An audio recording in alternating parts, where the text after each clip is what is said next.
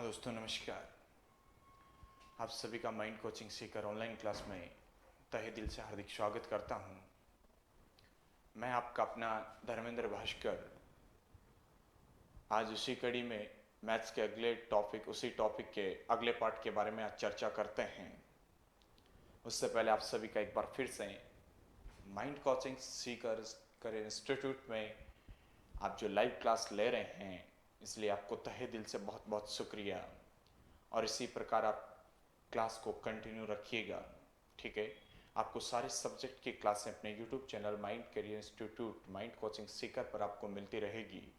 चाहे वह particular maths की टॉपिक से रिलेटेड हो, सब्जेक्ट से, रीजनिंग से रिलेटेड हो, जीके से रिलेटेड हो, सभी सब्जेक्ट आपके बीच YouTube channel Mind Coaching Seeker पर आपको मिलती रहेगी।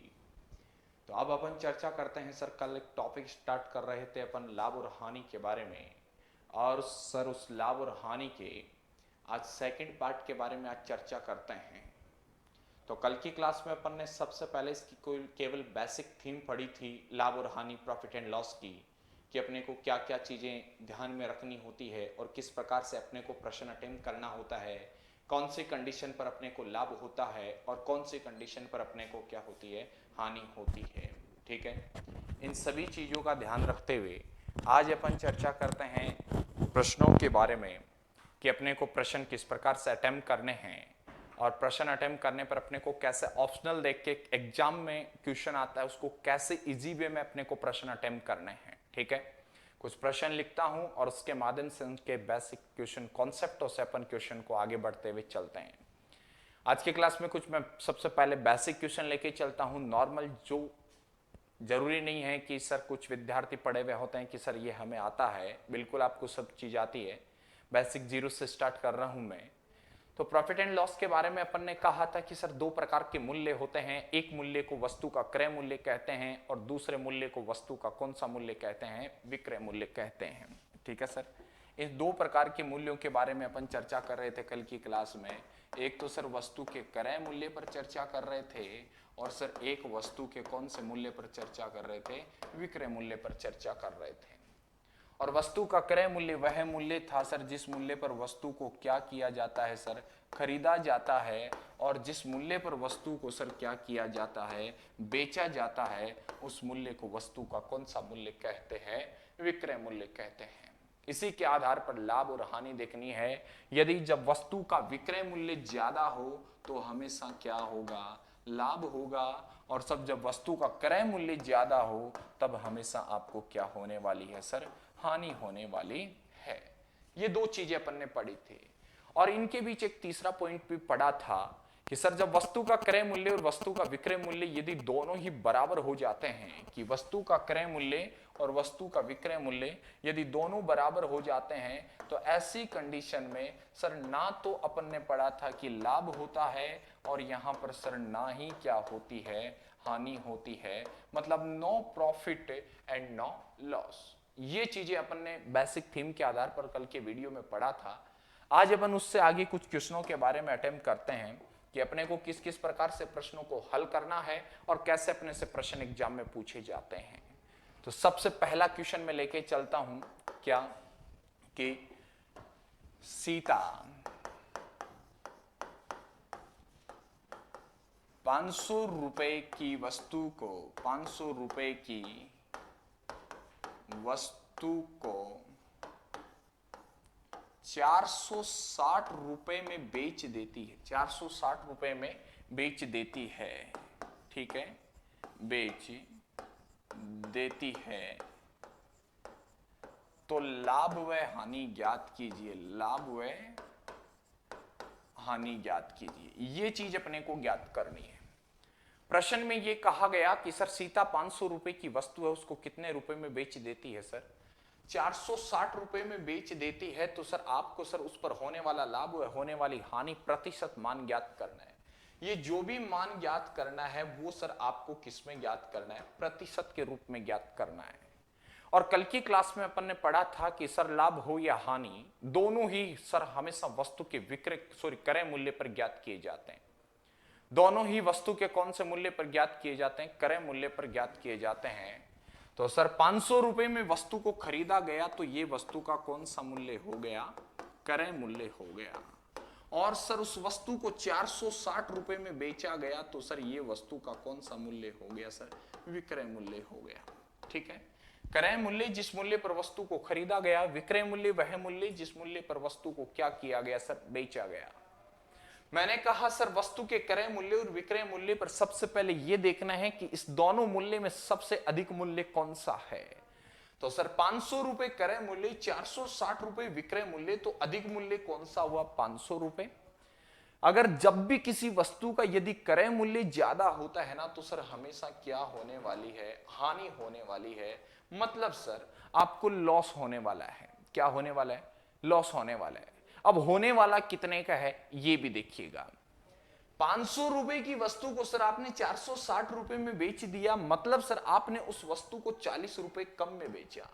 आपने उस वस्तु को 40 रुपए कम में बेचा तो सर उस 40 रुपए की आपको क्या हो गई? हानि हो गई। लाभ हो या हानि, सर दोनों ही हमेशा वस्तु के कौन से मूल्य पर ज्ञात होते हैं? क्रय मूल्य पर। तो बट्टे में सर हमेशा वस्तु का क्रय मूल्य कितना रुपए? 500 रुपए, और गुणा में कितना सर? 100। ठीक है सर, 2 जीरो से 2 जीरो क्या हो गया? कैंसिल हो गया।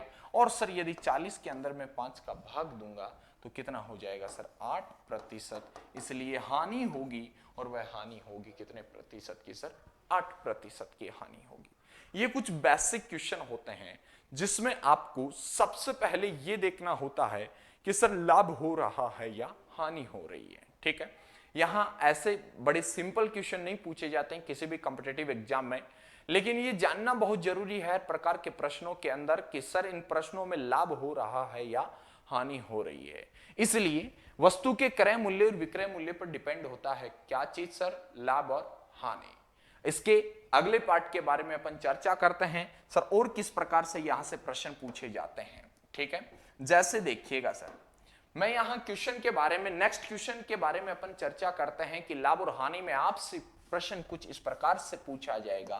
क्या पूछा जाएगा कि सर 700 रुपए की वस्तु को, 700 रुपए की वस्तु को, ठीक है, 700 रुपए की वस्तु को 20% के लाभ पर, 20% के लाभ पर बेचा जाए, 20% के लाभ पर बेचा जाए, बेचा जाए तो विक्रय मूल्य ज्ञात कीजिए। या फिर ऐसे भी बोला जा सकता है कि सर उस वस्तु को कितने रुपए में बेचा गया है। प्रश्न कुछ इस प्रकार से मिलेगा कि सर 700 रुपए की वस्तु को 20% के लाभ पर बेचा जाए तो उस वस्तु को कितने रुपए में बेचा जाएगा, या फिर सर उस वस्तु का विक्रय मूल्य ज्ञात कीजिए। ठीक है, वस्तु का क्रय मूल्य देकर आपसे सर वस्तु का विक्रय मूल्य पूछा गया है। आपसे सर प्रश्न में वस्तु का विक्रय मूल्य देकर वस्तु का क्रय मूल्य भी पूछा जा सकता है। लेकिन इन दोनों बातों को याद रखने से पहले एक बात जरूर याद रखना कि लाभ हो या हानि, कल से यही चर्चा कर रहे हैं कि लाभ हो या हानि दोनों हमेशा सर वस्तु के कौन से मूल्य से ज्ञात करते हैं? क्रय मूल्य से। कैसे कैसे इनके मेथड होते हैं वो सारी समझिएगा।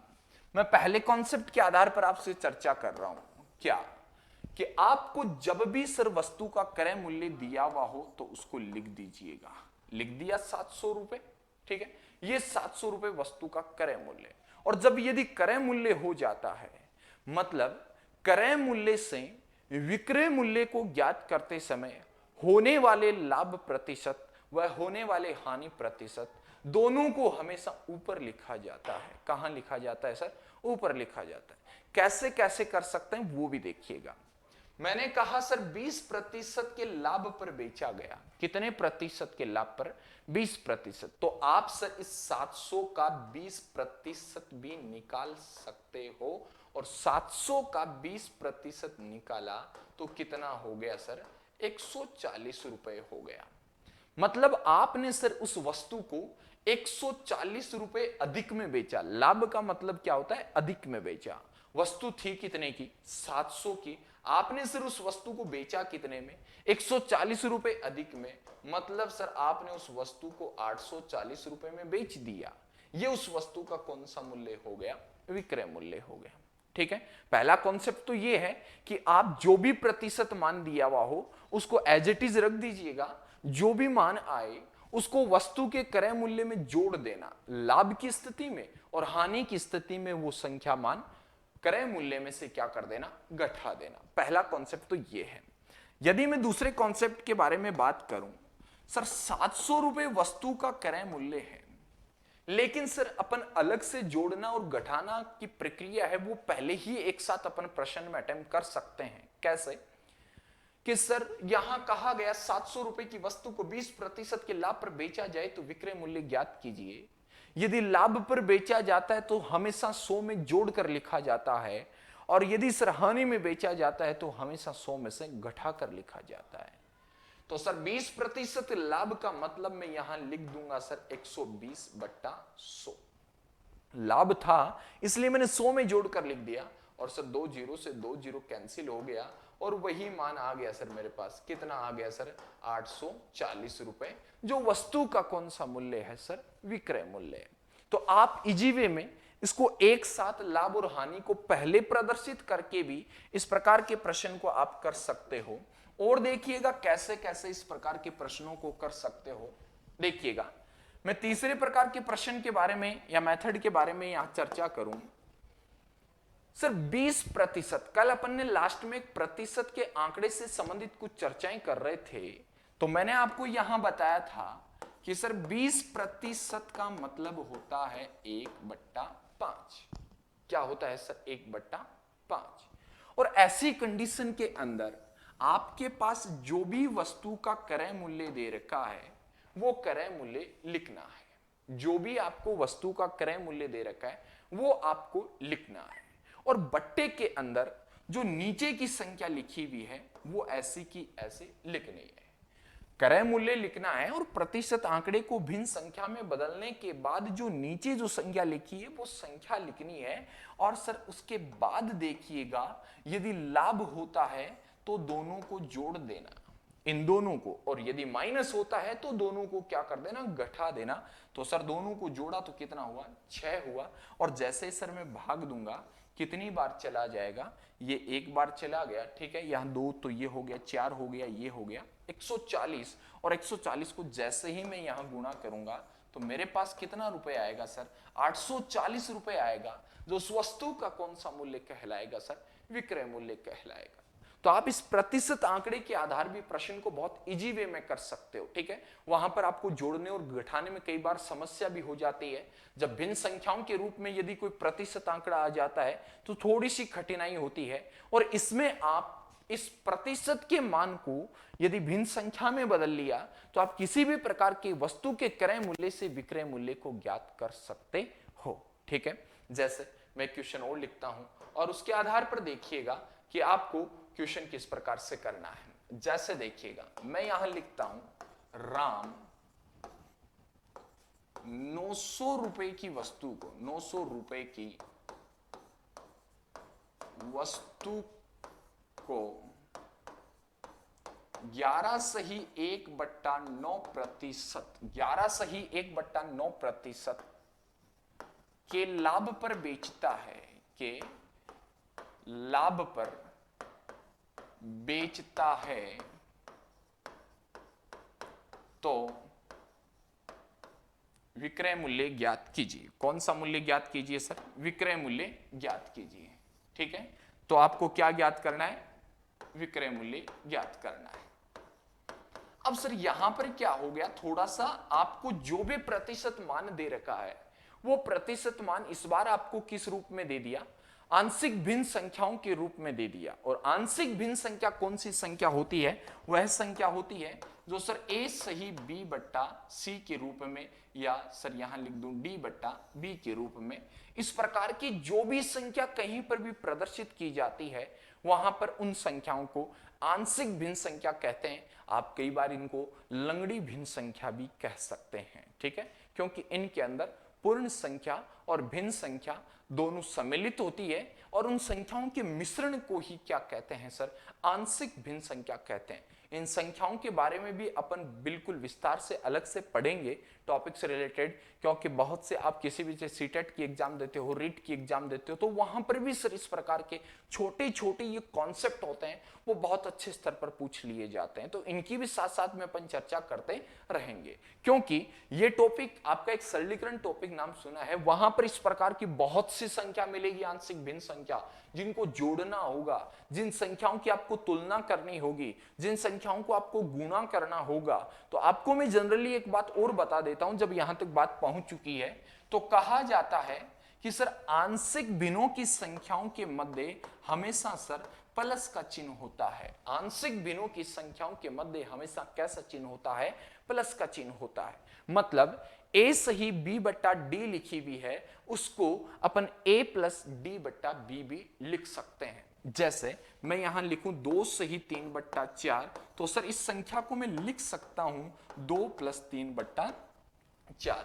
इन दोनों में कोई फर्क नहीं है, कोई अंतर नहीं है। तो इसलिए हमेशा याद रखना कि सर आंशिक भिन्नों की संख्याओं के मध्य हमेशा कैसा चिन्ह होता है सर, प्लस का चिन्ह होता है। ठीक है, तो अब देखिएगा सर इस प्रश्न के बारे में अपन चर्चा करते हैं कि राम 900 रुपए की वस्तु को, राम है वो 900 रुपए की वस्तु को 11 सही 1/9% और 11 सही 1/9% है सर।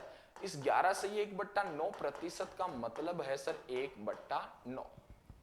11 सही 1/9% का मतलब है सर 1/9। और इतनी बात आपको समझ में आ गई तो सर आपको क्या लिखना, वस्तु का क्रय मूल्य लिखना, बट्टे में जो संख्या लिखी हुई वो संख्या लिखनी है, और गुणा में देखिएगा लाभ है तो दोनों को क्या कर देना सर, जोड़ देना। दोनों को क्या कर देना, जोड़ देना। और 9 और 1 को जोड़ा तो कितना हो गया 10। सर भाग दिया, कितनी बार चढ़ा गया 100, और सर 100 को 10 से गुणा किया तो कितना रुपए हो गया 1000 रुपए, जो सर उस वस्तु का कौन सा मूल्य होगा सर, विक्रय मूल्य को प्रदर्शित करता है। कौन से मूल्य को प्रदर्शित करता है, विक्रय मूल्य को प्रदर्शित करता है। तो इस प्रकार से कोई भी प्रश्न आ जाए, आपको वस्तु का क्रय मूल्य देकर वस्तु का विक्रय मूल्य पूछा जाए और वहां पर आपको लाभ और हानि प्रतिशत के आधार पर दिए हुए हों, तो बड़े इजी वे में आप प्रतिशत मान को भिन्न में बदलिएगा। और सर जब भी आपसे विक्रय मूल्य पूछा जाए तो नीचे वाली संख्या का भाग देकर, लाभ है तो दोनों को जोड़कर गुणा कर देना, और हानि है तो दोनों को क्या करके हटाकर घटाकर गुणा कर देना। मैं एक प्रश्न हानि का भी करता हूं, उसके बाद में अपन आगे बढ़ते हैं। ठीक है, जैसे देखिएगा नेक्स्ट क्वेश्चन के बारे में मैं यहां चर्चा करता हूं। क्या मैं यहां कह देता हूं कि भास्कर, ठीक है, भास्कर 640 रुपए की वस्तु को, 640 रुपए की, मैं यहां 640 की जगह कुछ आंकड़े लिख देता हूं, यहां लिख देता हूं 930 रुपए की वस्तु को, 930 रुपए की वस्तु को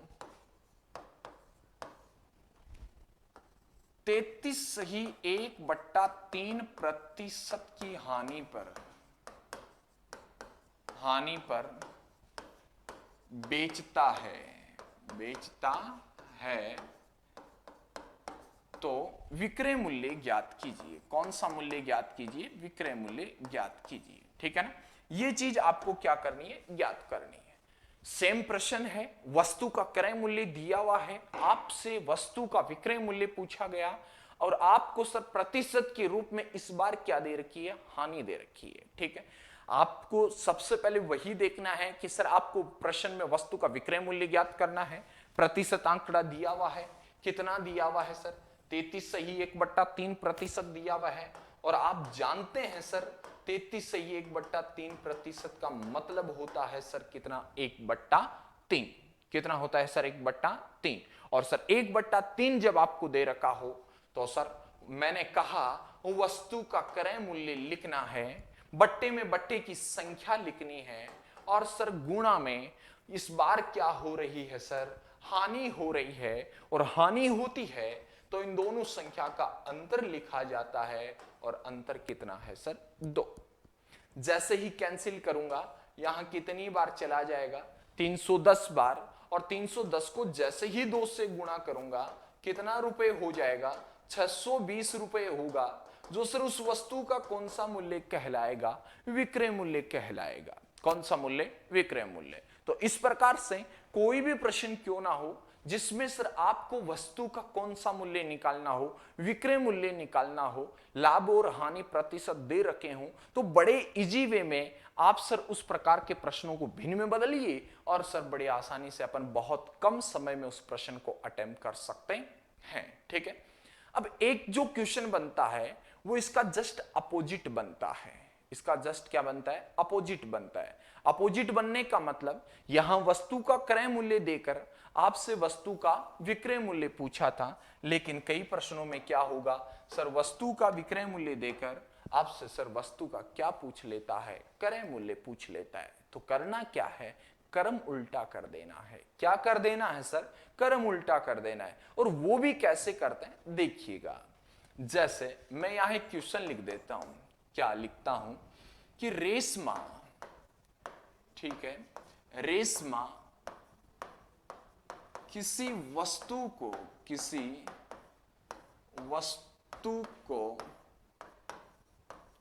1200 रुपए में बेचती है, 1200 रुपए में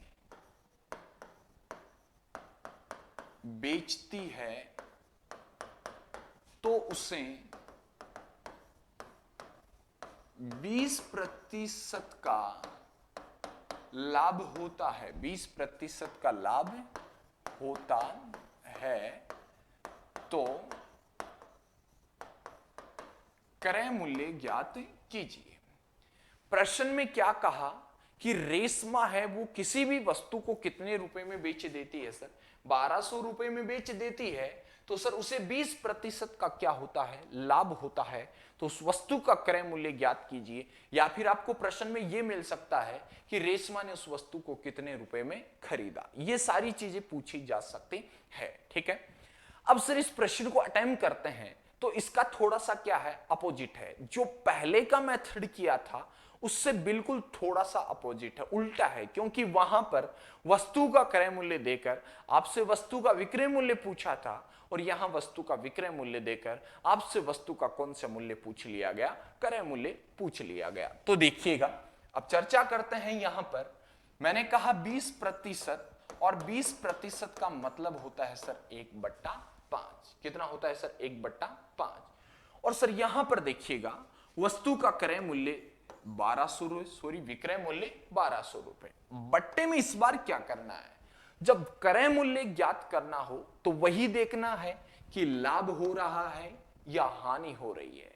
यहां पर क्या हो रहा है सर, लाभ हो रहा है, तो दोनों को जोड़ दीजिएगा, और जोड़ने पर जो भी मान आया उसका क्या देना, भाग देना, और गुणा में नीचे वाली संख्या ऐसी की ऐसी रखनी। उल्टा किया कि नहीं किया, अरे किया ना। पहले मैंने क्या किया, नीचे वाली संख्या का भाग दिया और दोनों को जोड़कर गुणा किया था। कब, जब विक्रय मूल्य पूछा था। और जब क्रय मूल्य पूछता है तो दोनों को जोड़कर तो भाग दिया, और नीचे वाली संख्या को मैंने क्या कर दिया, गुणा कर दिया। बस यही क्रम याद रखना है। 6 का भाग दिया, कितनी बार गया, 200, और 200 गुणा 5 बराबर कितना हो गया सर, 1000 हो गया, जो वस्तु का कौन सा मूल्य हो गया सर, क्रय मूल्य हो गया।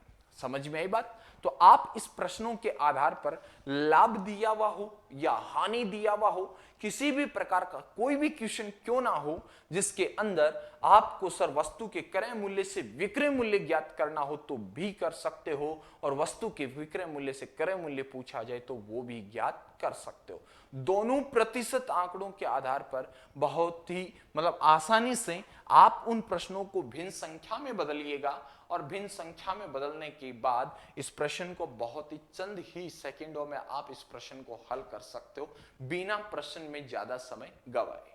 ठीक है, अब अगले टाइप क्वेश्चन पे चलते हैं कि सर अपने से और किस किस प्रकार से प्रश्नों के बारे में पूछे जाते हैं। ठीक है, नेक्स्ट टाइप क्वेश्चन के बारे में अपन चर्चा करते हैं। कई बार आपको एग्जाम में जो वस्तु का क्रय मूल्य और वस्तु का जो विक्रय मूल्य होता है वो अनुपातों में भी नजर आ जाता है। और सर आपका अनुपात और समानुपात टॉपिक पढ़ा हुआ भी है। ठीक है, टॉपिक तो वैसे आपके सारे पढ़े में है, लेकिन हर चीज में बिल्कुल बेसिकली आपको समझाता रहूंगा। तो अब अपन अनुपातों के आधार पर जब वस्तु के क्रय मूल्य और विक्रय मूल्य दो प्रकार के प्रश्न बनते हैं, उन दोनों प्रकार के प्रश्नों से संबंधित आज के क्लास में अपन चर्चा करने वाले हैं। तो देखिएगा, पहले क्वेश्चन के बारे में चर्चा करते हैं। क्वेश्चन कुछ इस प्रकार से है, वस्तु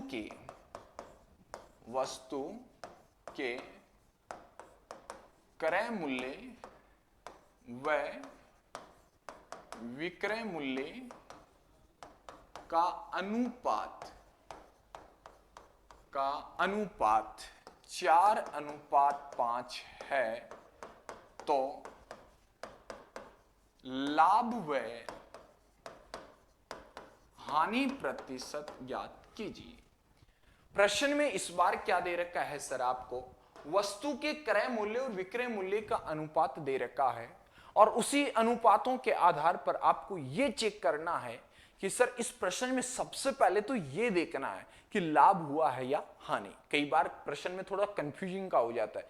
कई बार तो प्रश्न में केवल इतना ही पूछता है कि सर लाभ प्रतिशत ज्ञात कीजिए, तो अपन कंफर्म हो जाते हैं कि सर इस प्रश्न में लाभ होने वाला है।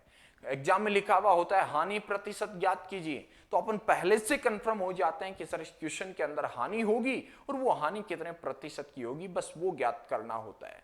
लेकिन जब दोनों वर्ड एक साथ आ जाते हैं ना कि सर लाभ हुए, हानि प्रतिशत ज्ञात कीजिए, इसका मतलब पहले अपने को चेक करना होगा कि इस प्रश्न में, ये इस वस्तु में, ये सौदे में सर लाभ हुआ कि हानि। ये चेक होने के बाद ही अपन डाटा चेक करेंगे। तो देखिएगा, मैंने यहां क्या किया, वस्तु का एक तो पहले क्रय मूल्य दिया हुआ है, तो मैंने लिख दिया सर वस्तु का क्रय मूल्य। ठीक है, इधर मैंने लिख दिया सर वस्तु का विक्रय मूल्य, इधर मैंने क्या लिख दिया सर, वस्तु का विक्रय मूल्य। और इन दोनों का जो अनुपात दे रखा है, वो अनुपात कितना दे रखा है, 4:5 दे रखा है। ठीक है, तो यहां से एक बात समझना, जब भी कोई संख्या अनुपात में लिखी भी हो तो समझ लेना जो शब्द पहले है, जो संख्या पहले है, उस शब्द की वही संख्या होगी। जिस अनुपात के स्थान पर संख्या या शब्द लिखे हुए होते हैं, उसी के आधार पर उनके मानों को निश्चित किया जाता है। क्योंकि आपने अनुपात में एक शब्द पढ़ा होगा कि वास्तविक अनुपात वह अनुपात होता है जिसमें किसी भी उभयनिष्ठ संख्या का भाग नहीं जाना चाहिए, या एक दूसरी संख्या का भाग नहीं जाना चाहिए। अनुपातों के अंदर उभयनिष्ठ जो संख्या होती है, वो संख्या क्या हो जाती है सर, कैंसिल हो जाती है। वो संख्या क्या हो जाती है, कैंसिल। जैसे फॉर एग्जांपल मैं यहां चर्चा करूं सर 2:4, इसका मतलब तो 1:2 है, लेकिन सर ये वास्तविक संख्या तो नहीं है ना। तो वैसे ही ये वस्तु का क्रय मूल्य और विक्रय मूल्य वास्तविक नहीं है।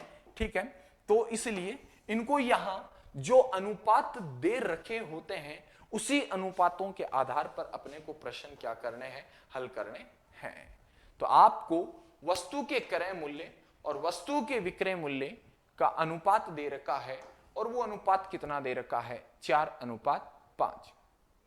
ठीक है सर, ये पहला अनुपात वस्तु के क्रय मूल्य का, तो पहली संख्या भी 4 है, तो यही इस प्रश्न के अंदर वस्तु का कौन सा मूल्य बन गया, क्रय मूल्य। ज्यादा चेक करने की जरूरी नहीं है आपको। प्रश्न में जब आप प्रश्न को पढ़ोगे तो पढ़ते पढ़ते आपका आंसर आएगा। कैसे?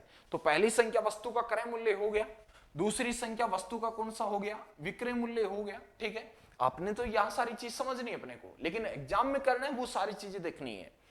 वस्तु का क्रय मूल्य 4 रुपए, वस्तु का विक्रय मूल्य 5 रुपए।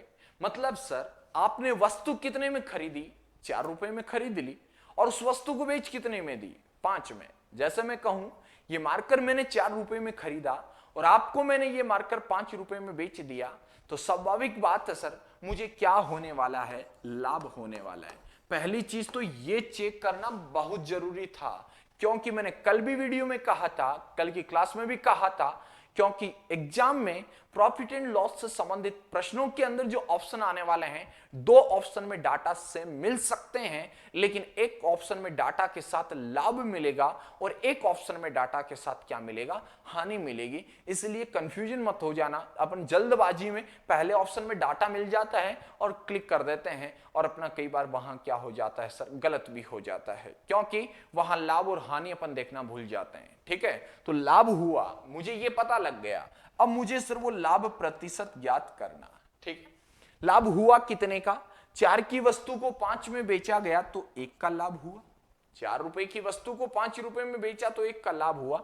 बट्टे में वस्तु का क्रय मूल्य कितना रुपए? 4 रुपए। और गुणा में कितना रुपए सर? 100। गुणा में हमेशा 100, क्योंकि किसी भी संख्या को प्रतिशत के रूप में बदलते हैं तो सर उन्हें हमेशा 100 से क्या कर देते हैं? गुणा कर देते हैं। 4 का भाग दिया, कितनी बार चला गया? 25 बार चला गया। और यहां से जो मान आया वो मान कितना हो गया सर? 25%। तो अपना जो फाइनली जो आंसर आने वाला है वो आंसर क्या हुआ सर? 25% का लाभ होगा। कितने प्रतिशत का लाभ होगा सर? 25% का। जैसे सर मैं कुछ डाटा चेंज कर रहा हूं, देखिएगा, उनके आधार पर अपन इस प्रश्नों को हल करते हैं। ठीक है,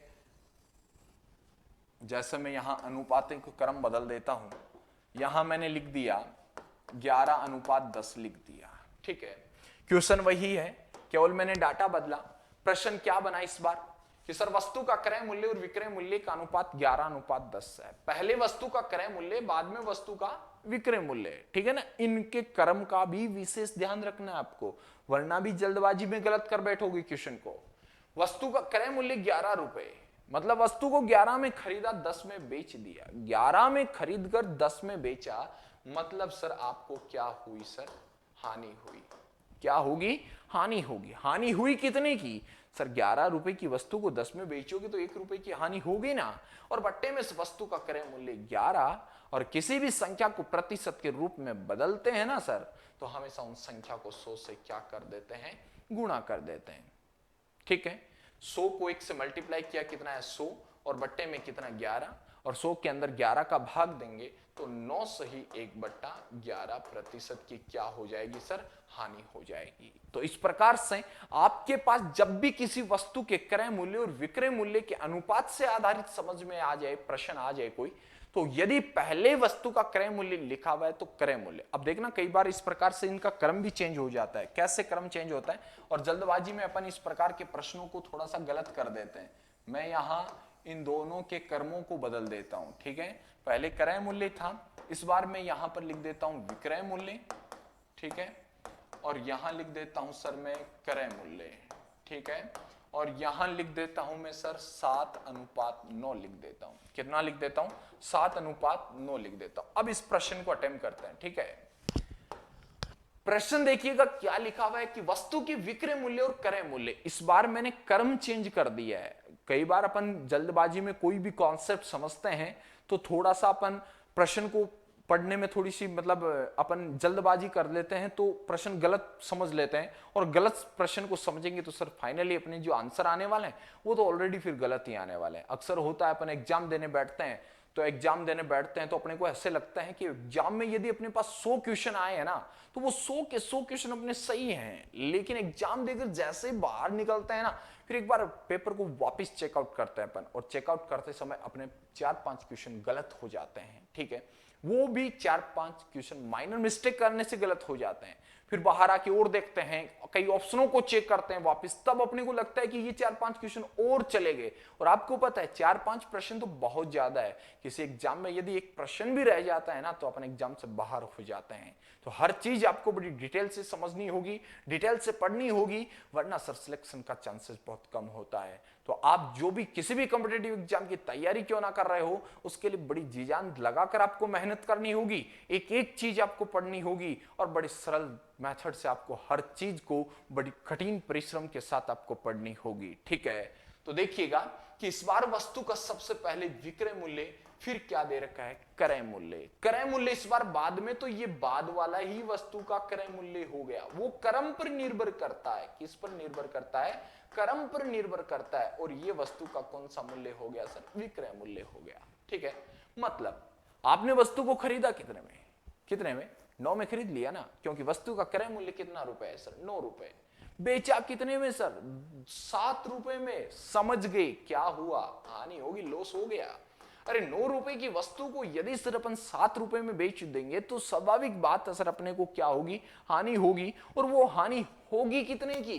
सर 9 रुपए की वस्तु को 7 रुपए में बेचेंगे तो 2 रुपए की मुझे हानि हो जाएगी। और बट्टे में सर वस्तु का क्रय मूल्य कितना 9 और गुणा में कितना सर 200 और 100 को 2 से गुणा किया तो सर 200/9 कितना आया 200/9। और 200/9 का मतलब कितना होता है सर 22 सही 2/9% की मुझे क्या हो जाएगी सर हानि हो जाएगी। तो ये जो भी मान है वो प्रतिशत आंकड़ों के आधार पर है। तो इस प्रकार से अनुपातों से संबंधित आपके पास किसी भी प्रकार का कोई भी क्वेश्चन क्यों ना आ जाए सर प्रॉफिट एंड लॉस के अंदर, मुझे पूरा विश्वास है आप पर कि आप बड़े जल्दी इस प्रश्न को समझकर इनके क्रमों को ध्यान रखकर कभी भी आप इस प्रकार के प्रश्न को गलत नहीं करोगे। ठीक है ना। अपन अगले कॉन्सेप्ट पे चलते हैं कि अगले कॉन्सेप्ट पर आधारित और अपने से प्रश्न होते हैं वो किस किस प्रकार से अपने से प्रश्न पूछे जाते हैं। जैसे देखिएगा कई बार प्रश्न का लैंग्वेज चेंज हो जाता है। लैंग्वेज चेंज क्या वो मेथड ही चेंज हो जाता है। मेथड इसी पर आधारित होता है लेकिन अपन उस प्रश्न को समझने में भी गलती कर देते हैं। बहुत से ऐसे क्वेश्चन होंगे अपन आगे भी करेंगे जो होंगे तो प्रॉफिट एंड लॉस पर आधारित लेकिन उनको जल्दी कर बैठते हैं परसेंटेज और लाभ और हानि दोनों में फर्क है। कुछ बहुत सी चीजें समानता है लेकिन कुछ चीजों में फर्क होने के कारण अपन उस प्रश्नों को या उन कॉन्सेप्टों को बहुत जल्दी समझ नहीं पाते हैं। ठीक है तो आप हर चीज समझिएगा। तो जैसे प्रश्नों के बारे में मैं आपसे कहूं कि 5 वस्तुओं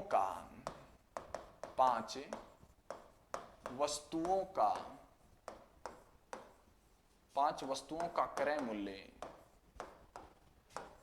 8 वस्तुओं के विक्रय मूल्य के बराबर है। 8 वस्तुओं के विक्रय मूल्य के बराबर है। ठीक है तो लाभ व हानि प्रतिशत ज्ञात कीजिए। लाभ व हानि प्रतिशत ज्ञात कीजिए। प्रश्न मैंने क्या लिखा, मैंने ये लिखा सर 5 वस्तुओं का क्रय मूल्य। कितनी वस्तुओं का 5 वस्तुओं का क्रय मूल्य 8 वस्तुओं के विक्रय मूल्य के बराबर है। अब सर अपन पढ़ते हैं कि सर 5 वस्तुओं का क्रय मूल्य मतलब ये क्रय मूल्य हो गया, ये समझना गलत है। एक छोटी सी कॉन्सेप्ट की चीज समझाता हूं उसके बाद में इस प्रश्न के बारे में चर्चा करेंगे। ये कॉन्सेप्ट क्या है, इनको सबसे पहले अपने को अनुपात में परिवर्तित करना होता है और समझना कैसे वो चीज भी देखिएगा। मैं आपसे एग्जाम्पल लेके चलता हूं। मैंने यहां लिखा सर 2a = 3b। मैंने 2 संख्या लिखी है कि 2a = 3b। सर जब भी कोई 2 अलग अलग संख्या एक साथ लिखी भी होती है तो सर वो हमेशा मल्टीप्लाई में लिखी भी होती है। कई बार मल्टीप्लाई प्रदर्शित नहीं किया जाता है लेकिन वो एक्चुअली में वह संख्या मल्टीप्लाई में होती है। तो 2a = 3b। और आपको यह चीज भी पता है कि सर प्लस की कोई भी संख्या इक्वल की दूसरी ओर जाती है ना तो वो माइनस की हो जाती है और माइनस की कोई भी संख्या इक्वल की दूसरी ओर जाती है तो प्लस की हो जाती है और मल्टीप्लाई की कोई भी संख्या इक्वल की दूसरी ओर जाती है तो डिवाइड में चली जाती है और डिवाइड की कोई भी संख्या इक्वल की दूसरी ओर जाती है तो मल्टीप्लाई में चली जाती है। क्यों? तो देखिएगा ये जो 2 है वो इक्वल की दूसरी ओर जाएगा तो क्या मैं सर इसको लिख सकता हूं a = 3 × b / 2 लिखा जा सकता है। सर ये b है ये भी मल्टीप्लाई में है, ये मल्टीप्लाई में होने के कारण इक्वल की दूसरी ओर जाएगा तो डिवाइड में चला जाएगा मतलब a / b = मेरे पास क्या बनेगा सर 3/2। मतलब फाइनली मेरे पास जो मैंने लिखा 2 × a = 3 × b इसको मैं लिख सकता हूं a / = 3/2। और आपने सर अनुपात में तो जरूर पढ़ा होगा कि सर ये बट्टे की संख्या होती है इन्हीं को अनुपात में लिखा जाता है। मतलब a/b और a/b का मतलब कितना हुआ 3/2। इतनी बात समझ में आई। मतलब अपन ने a/b निकाल लिया और a/b कितना निकला सर अपने पास 3/2 निकला। और सर अनुपात की चर्चा तो अभी करके निकले हैं कि पहले a लिखा हुआ तो a का मान कितना हुआ 3, b लिखा हुआ तो b का मान कितना 2। तो एक बात जरूर नजर आई होगी आपको, मैंने कहा a का मान 3, तो a का मान वही होगा जो b के गुणा में लिखा हुआ है, और b का मान 2 और b का मान वही होगा जो a के गुणा में लिखा हुआ है। मतलब ये दोनों एक दूसरे के क्रॉस में होते हैं, एक दूसरे के क्रॉस में होते हैं। कब होते हैं? जब संख्या और ये अल्फाबेट मल्टीप्लाई में होते हैं और बीच में सर इक्वल का साइन होता है। ऐसी कंडीशन में ये संख्याएं क्या हो जाती है? पलट जाती है। मतलब मेरा कहने का मतलब एक ही है कि इस प्रकार के प्रश्न में वस्तु के क्रय मूल्य के गुणा में लिखी गई संख्या तो वस्तु का विक्रय मूल्य होता है, और वस्तु के विक्रय मूल्य के गुणा में लिखी गई संख्या वस्तु का कौन सा मूल्य होता है? सर क्रय मूल्य होता है। बस यही बात समझना बहुत जरूरी है, ठीक है। अब प्रश्न को हल करना कोई ज्यादा जटिल काम नहीं है। देखिएगा कितना इजी बन गया प्रश्न को, समझिएगा। प्रश्न इतना इजी बन गया कि 5 वस्तु का क्रय मूल्य, मैंने कहा जिस मूल्य के साथ में संख्या लिखी हुई है ना वो दूसरा मूल्य होता है। ये क्रय मूल्य के साथ में 5 लिखा हुआ है तो सर ये विक्रय मूल्य बन गया, और विक्रय मूल्य कितना हो गया? 5 हो गया। विक्रय मूल्य के साथ में लिखी गई जो संख्या है वो वस्तु का क्रय मूल्य हो गया, और क्रय मूल्य कितना रुपए हो गया? 8 रुपए हो गया। प्रश्न बन गया, बहुत इजी प्रश्न बना। क्या सर 8 रुपए की वस्तु को 5 रुपए में बेच दिया, क्या हुआ सर? हानि हुई। क्या हुई? हानि। तो मुझे हानि प्रतिशत ज्ञात करना पड़ेगा, और हानि प्रतिशत, हानि कितने की हुई? 3 की। बट्टे में वस्तु का क्रय मूल्य 8 और गुणा में कितना सर? 100। ठीक है, 4 का भाग जाता है, यहां 2 बार चला गया। 4 का भाग कितनी बार चला गया? 25 बार चला गया। सर 25 गुना 3 बराबर कितना हो गया? 75 हो गया। और 75 में किसका भाग देना सर? 2 का। तो कितनी बार चला जाएगा सर? 37.5% की क्या हो जाएगी सर? हानि हो जाएगी। कितने प्रतिशत की हानि हो जाएगी सर? 37.5% की हानि हो जाएगी। बहुत इजी में क्वेश्चन है। कोई भी प्रकार का आप लैंग्वेज से संबंधित लेकर कोई भी क्वेश्चन अटेम्प्ट करने बैठोगे ना, थोड़ा सा कॉन्सेप्ट को समझ जाओगे तो आप सारे प्रश्न बहुत इजी वे में कर सकते हो। मैं एक छोटा सा प्रश्न और करता हूं जिसमें आपको डाटा चेंज करके देता हूं, और देखते हैं सर इस प्रकार के प्रश्न को किस प्रकार से करना होता है, ठीक है ना। जैसे देखिएगा, मैं यहां कुछ ये डाटा चेंज कर देता हूं, इसके बाद में अपन पढ़ते हैं। मैं यहां लिख देता हूं 11 वस्तुओं का क्रय मूल्य है वो सर 9 वस्तुओं के विक्रय मूल्य के बराबर है। 11 वस्तुओं का क्रय मूल्य 9 वस्तुओं के विक्रय मूल्य के बराबर है, तो लाभ और हानि प्रतिशत को चेक करना है। सर क्रय मूल्य के गुणा में लिखी गई संख्या वस्तु का विक्रय मूल्य कितना हुआ? 11 रुपए हो गया। और सर वस्तु के विक्रय मूल्य के गुणा में लिखी गई संख्या वस्तु का क्रय मूल्य कितना रुपए हो गया सर? 9 रुपए हो गया। मतलब 9 रुपए की वस्तु को आपने 11 रुपए में बेच दिया। वस्तु थी कितने की? 9 रुपए की। उसको बेचा कितने में? 11 रुपए में। मतलब लाभ हुआ। ये लो सर, लाभ हुआ मुझे। तो सर मुझे लाभ प्रतिशत ज्ञात करना है। लाभ हुआ कितने का हुआ? 2 रुपए का लाभ हुआ। किस पर हुआ? लाभ हमेशा वस्तु के क्रय मूल्य पर होता है। क्रय मूल्य कितना है अपने पास? 9 रुपए, और गुणा में कितना सर? 100। जैसे ही मल्टीप्लाई करता हूं सर 200/9, और 200 में यदि मैं 9 का भाग दूंगा तो वही आएगा कितना सर? 22 ही।